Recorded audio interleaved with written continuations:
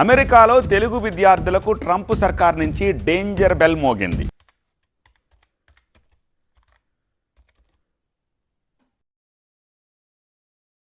Hello all, this is mister anonymous. Currently సొసైటీలో జరుగుతున్న every సినారియోని మీకు అర్థమయ్యేలా చెప్పడమే నా motto. As this is a new channel, please do subscribe, like and comment to increase the reach. Coming to the topic, Trump గెలిస్తే యూఎస్లో ఉన్న ఇండియన్ ఎందుకు భయపడుతున్నారు? బేసికలీ యూఎస్లో 2 పార్టీస్ ఉంటాయి, రిపబ్లిక్ అండ్ డెమోక్రేట్. లాస్ట్ టైం గెలిచిన జో బైడెన్ ఈజ్ ఎ డెమోక్రేట్. వీళ్ళు generally కొంచెం లిబరల్ గా ఉంటారు, అంటే ఇమిగ్రెంట్స్ మీద. Coming to our 47th president of USA is from democrat. వీళ్ళకి కొంచెం ప్యాట్రోయిటిక్ ఫీలింగ్ ఎక్కువ ఉంటుంది. మనోడు గెలిచిన వెంటనే ఫస్ట్ పాస్ చేసిన బిల్ ఏంటో తెలుసా? Automatic citizenship removal. Generally US లో ఎవరు పుట్టినా యూఎస్ సిటిజన్ అని వస్తుంది, and he will be a US citizen. But ఇప్పుడు ట్రంప్ మామ్ పెట్టిన రూల్ ఏంటంటే either of a parent should be a US citizen or a green card holder, else వాళ్ళకి యూఎస్ సిటిజన్షిప్ రాదు.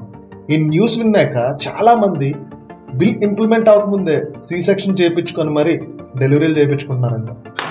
Bill number 2, transgender recognition removal. LGBTQ community ఇక్కడే start అయిందని ప్రైడ్గా feel అయ్యే LGBTQ కమ్యూనిటీకి ఇది ఒక bad news. Apart from male and female వేరే జెండర్ని recognise చేయము అని ట్రంప్ బిల్ పాస్ చేశారు. అండ్ దీనివల్ల చాలా ఫామ్స్లో మేల్ ఫీమేల్ ట్రాన్స్జెండర్ అని ఉంటుంది చూసారా, దాంట్లోంచి ట్రాన్స్జెండర్ కాలమ్ని రిమూవ్ చేసేస్తున్నారు భయ్య. And bill number 3, most important and major issue, US and Mexico బార్డర్ని స్ట్రిక్ట్ చేయడం. దీనివల్ల మనకేంటి భయం అనుకుంటున్నారా? ఇప్పుడు రేస్ గుర్రం మూవీ చూసారా భయ్య, దాంట్లో క్లైమాక్స్లో అల్లు అర్జున్ బ్రహ్మానందంతో ఒక టీంని క్రియేట్ చేసి విలన్ని పూర్తిగా డిస్ట్రాయ్ చేస్తాడు.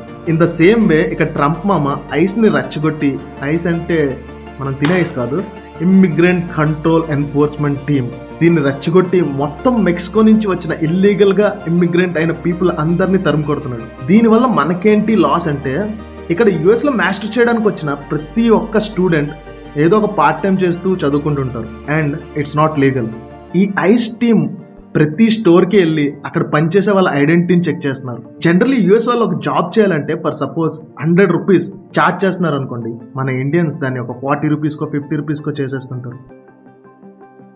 అండ్ ఇలా ఐడెంటిటీస్ చెక్ చేయడం వల్ల ఇక్కడ చదువుకునే చాలా మంది ఇండియన్ స్టూడెంట్స్ ఎక్కడ ప్రాబ్లం అవుతుందేమో అన్న భయంతో పార్ట్ టైమ్స్ కూడా వెళ్ళడం మానేశారంట. యుఎస్ ఇండియాతో కంపేర్ చేస్తే 3 times పెద్దది ఇన్ ఏరియా, అండ్ పాపులేషన్ వచ్చేసి 35 crores. అండ్ దీనిలో ఇండియన్స్ ఒక 48 lakh మెంబర్స్ ఉంటారంట భయ్య. ఏదో మన సినిమాల్లో చూపించినట్టు మొత్తం యుఎస్ ని ఇండియన్స్ ఆక్యుపై చేయలే.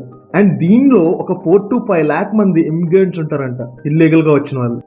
మోస్ట్లీ ఇక్కడ ఇండియన్స్ ఫేస్ చేసే ఇష్యూ ఏంటంటే, మోస్ట్ ఆఫ్ ద ఇండియన్స్ కి ఇక్కడ వీసాలో ఏదో ఒక లూప్ హోల్ ఉంటుంది భయ్య, లైక్ వీసా ఎక్స్పైర్ అయిపోవడం కానీ. అండ్ యుఎస్ లో వన్ మోర్ రూల్ ఏంటంటే, ఒక ఇమిగ్రెంట్ పర్సన్ ఇక్కడ 60 to 90 days అన్ఎంప్లాయిడ్ గా ఉంటే వాళ్ళని రిటర్న్ బ్యాక్ చేసేస్తారంట వాళ్ళ కంట్రీకి.